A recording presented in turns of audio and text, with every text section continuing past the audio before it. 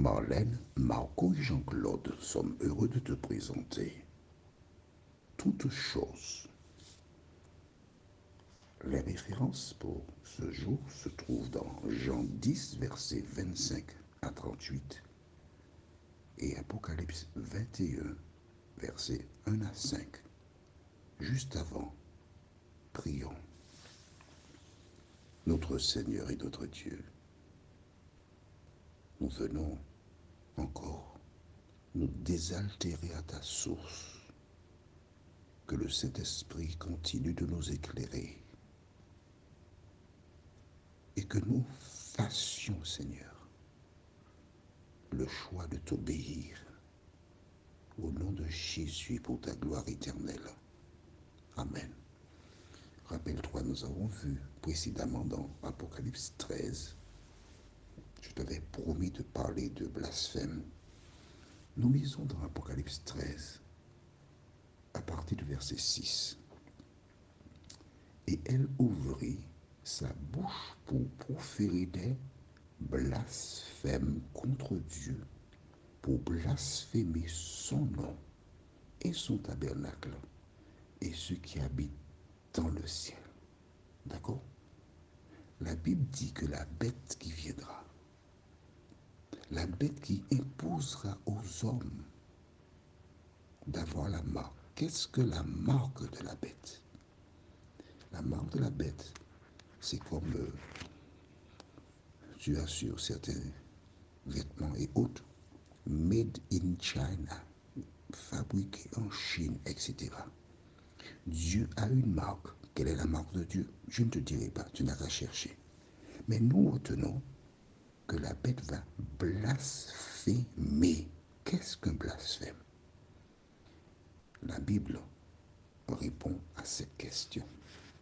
Alors nous allons lire au livre de Jean chapitre 10, versets 25 à 38, ce qui suit.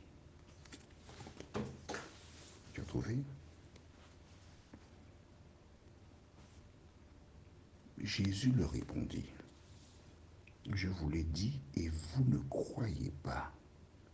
Les œuvres que je fais au nom de mon Père rendent témoignage de moi. Mais vous ne croyez pas parce que vous n'êtes pas de mes brebis, comme je vous l'ai dit. Jésus a des brebis et il nous indique là qu'il y a des brebis qui ne lui appartiennent pas. Qui fait partie des brebis de Jésus? Nous lisons la suite. Mes brebis entendent ma voix, je les connais et elles me suivent. Aussi longtemps que tu suis ce que dit la Bible, tu es une brebis de Jésus. Dans le cas contraire, tu es une brebis de Satan. C'est écrit dans la Bible. Nous continuons. Je leur donne la vie éternelle et elles ne périront jamais et personne ne les ravira de ma main. Mon Père qui me les a donnés est plus grand que tous et personne ne peut les ravir de la main de mon Père. Moi et le Père, nous sommes un. On s'arrête ici. Jésus a dit, moi et le Père, nous sommes un. Qu'est-ce que ça veut dire? Les auditeurs qui étaient présents ont compris que Jésus a dit qu'il est Dieu. Est-ce que c'est clair pour toi? Ces personnes sont des humains. Jésus est un humain. Et ces Juifs connaissent bien la parole. Et quand ils entendirent Jésus dire, moi et le Père, nous sommes un, que firent-ils? Le verset suivant. Alors les Juifs prirent de nouveau, c'est pas la première fois, non, de nouveau, des pierres pour le lapider, pour le tuer. Jésus leur dit, je vous ai fait voir plusieurs bonnes œuvres venant de mon Père. Pour laquelle me lapidez-vous?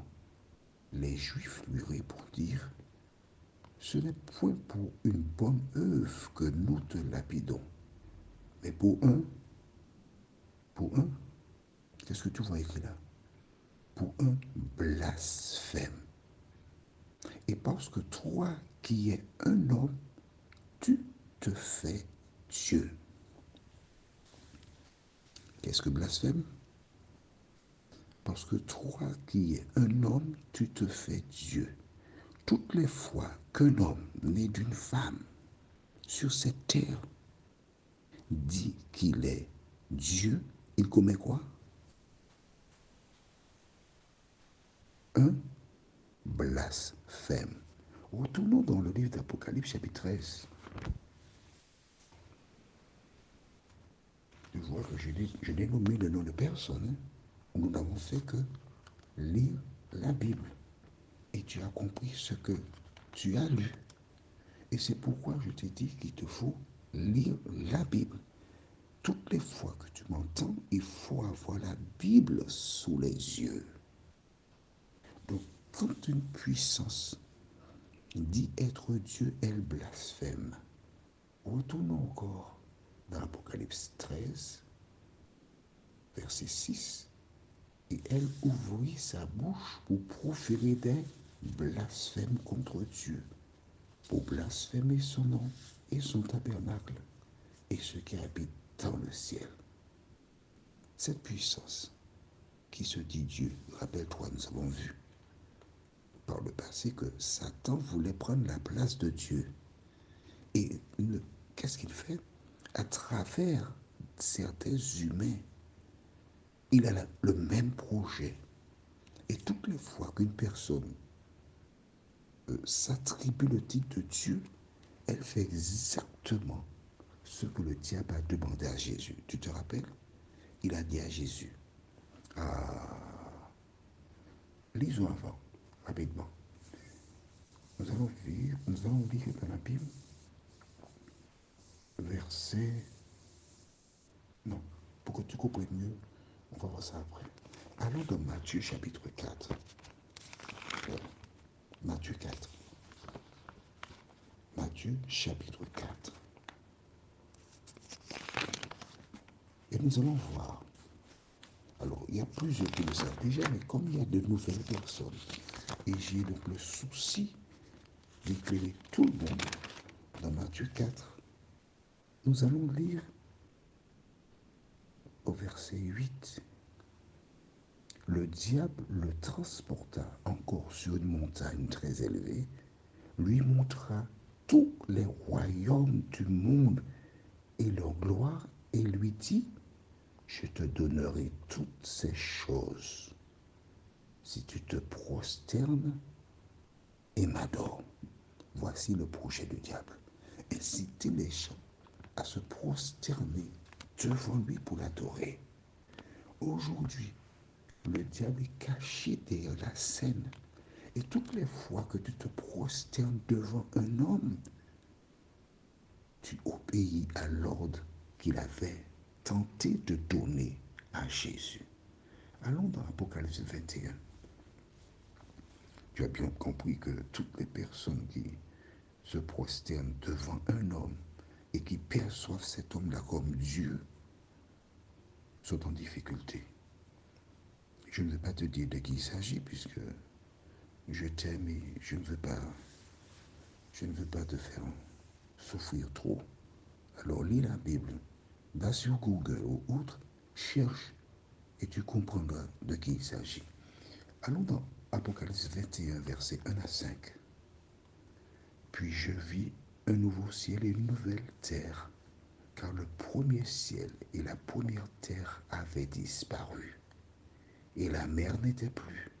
Et moi, Jean, je vis descendre du ciel d'auprès de Dieu la ville sainte, la nouvelle Jérusalem, préparée comme une épouse qui s'est parée pour son époux.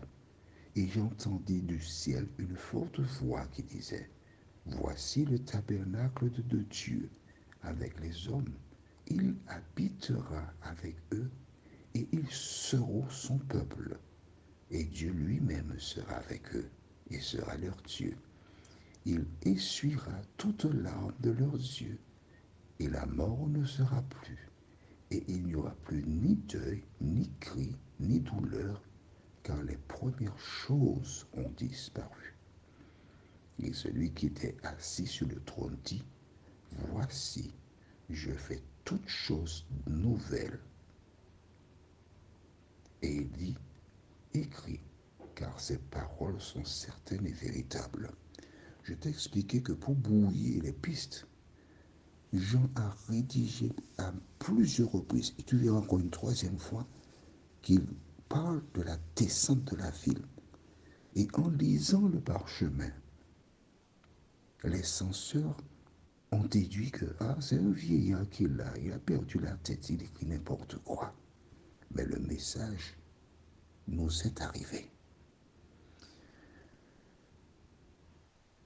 Jésus promet de faire toutes choses nouvelles. Toutes choses nouvelles. En fait, tout ce que tu as vu jusqu'à présent n'est rien comparativement à ce que Jésus prépare. En attendant, toi et moi, sur cette terre, nous sommes appelés à passer des moments difficiles. Et la chanson que j'aime beaucoup dit, aussi longtemps qu'étranger sur la terre, je foulerai les sentiers douloureux, fait qu'en tout temps, à tout bien je préfère ce que tu veux, Seigneur, ce que tu veux. Toi et moi, nous sommes dans une croisée. Nous sommes sévèrement attaqués par l'ennemi. Mais nous devons dire, Seigneur, je veux faire seulement ce que toi tu veux. Je ne veux plus m'appuyer sur la tradition. Je ne veux plus m'appuyer sur les pratiques ancestrales. Mais je veux m'appuyer sur toi et sur toi seul. Prions. Notre Seigneur et notre Dieu,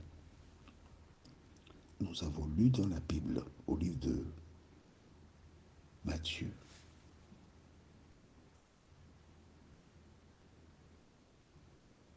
Marc, Luc, mais plus précisément dans Jean chapitre 10, versets 25 à 38. Et nous savons aujourd'hui ce qu'est un blasphème.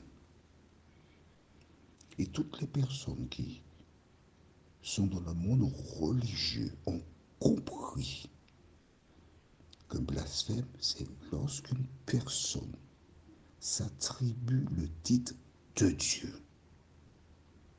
Seigneur, merci d'éclairer toutes celles et ceux qui cherchent la vérité. Merci de les aider à se rappeler qu'ils ne peuvent pas changer le cours de l'histoire et que la Bible a été écrite pour notre instruction. Aide-nous, Seigneur, à faire le bon choix, à vivre pour toi, nous t'en prions. Au nom de Jésus, pour ta gloire éternelle. Amen. Que l'Éternel continue de te bénir. Que l'Éternel continue de te conduire dans de verts pâturages. Notre thème sera tous ceux qui l'aiment. Nos références sont 1 Corinthiens 2, verset 9, Jean 14, verset 15 et Jean 15, verset 10. Il me tarde de te retrouver.